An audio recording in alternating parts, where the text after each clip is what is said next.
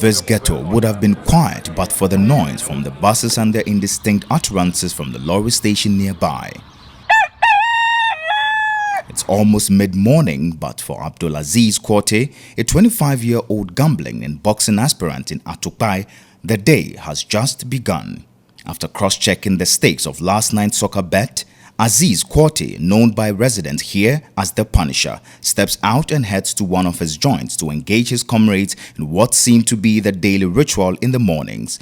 Gambling while playing cards, a traditional way of gambling popularly known as aso in Ghana. A small-sized table, perfect enough to host the full glare of these gamblers, is set. The daring and gut-filled ones set up psalms to kick-start.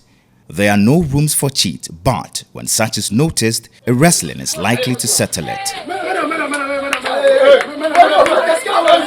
In the moment of ricochet, the swift bolt away in order not to lose more. Don't give small money chance, their mantra. In an interaction with Aziz, aka the Punisher, he tells me how he got into this lifestyle.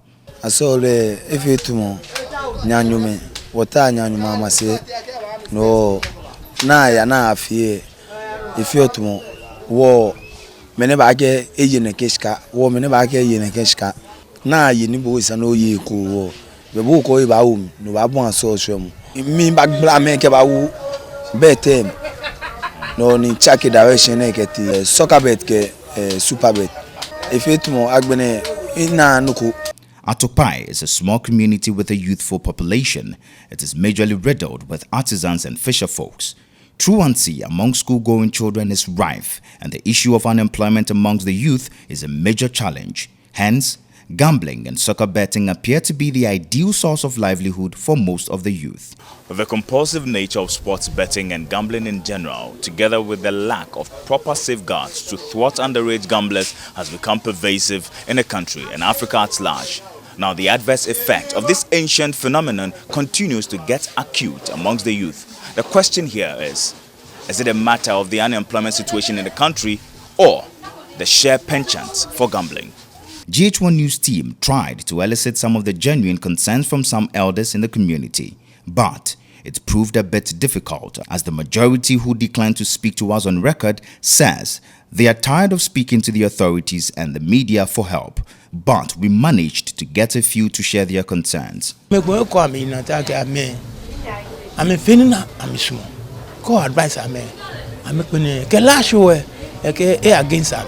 The two bunimu for crime normally sometimes cry police vote in Befa Hanoja and Ajo a pump will be no more journey. Who between the panifu say Obia, Adia Uye and yet.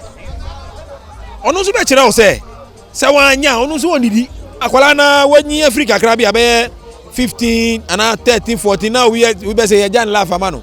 Aziz has had an earful of advice for over a decade to shun this life, but he tells me the series of advice from the elders never come with an alternative source of livelihood, and so they can only keep up with this choice of living, as it is the only means for survival. Quitting seems impossible, he added. Onukpa ni yo akutu emi kewo am advice o nu okpa. Sham advice o ni amenya ame onu tumo ku nu otu. Ni ame onu tumo nu ba tumo. Ni efe tumo ka won ta onu ku nu obi ame won amenya ame o. No ni afio tumo be ke won so aso na me ke wa ke wo papoe. Ama me be wale ku chon ye wo no. Ake isanu won wo pa aso. Aziz is the firstborn of his parents. He has 2 other siblings. The Punisher does not only consider gambling as a hobby, he has developed the art of raising kids between the ages of 10 and 20 years as fanatics for gambling and also a means of generating revenue. This cubicle where Aziz lives is also a game center. He uses it as a bait to attract the kids who troop in daily. The day is not over even after sunset. Aziz took me to a soccer betting center where he meets up with one of his students, whom he has trained for 6 years, Godfred Ado. I watched the two as they stood before the screen with their eyes darting between the virtual roulette and with the betting slips in their hands. Others remain hunched over the counters, hoping their next stake will make them stand a chance of winning. 20-year-old Godfred shares his experience with me. Aziz Korte, le game le chombi na chiole, ken mele mi crashi, mele kem wumi. Nyani na game me can be. He respect all our. I can chum make a bet name. He now win thousand can be $1,000 can be 40 million. Another night of great loss hits these two, but Aziz is not bothered much. As he tells me, he has lost as much as 6,000 Ghana cedis and won as much as 15,000 Ghana cedis.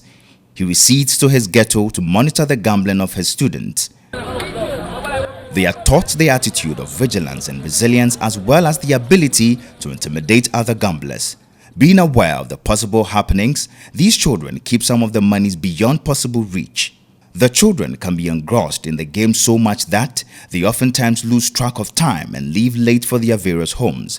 Aziz tells me, teaching them how to gamble with smaller money before venturing into bigger games is strategic. Similar to African countries, Ghana's population is young. Of its 29.6 million citizens, about 75% are below the age of 30. This demographic imbalance has left many youth jobless, with about 22% aged 15 and 25 unemployed, and an increasing number turning to gambling. Gambling is legal in Ghana, both online and on land. The country permits the operation of brick-and-mortar casinos, lotteries, online gaming, and sports betting. But the rapid growth in gambling and lack of strict regulation is a source of concern for many. But for the Punisher, who hopes to be a boxing champion someday, he is optimistic that this lifestyle will soon be a thing of the past when his dream to be a world boxing champ materialize. And for these children, life will probably continue this way until a resolute action is taken to curb this generational trend. Joshua Nana Kwame Yura, GH1 News, Atukpai.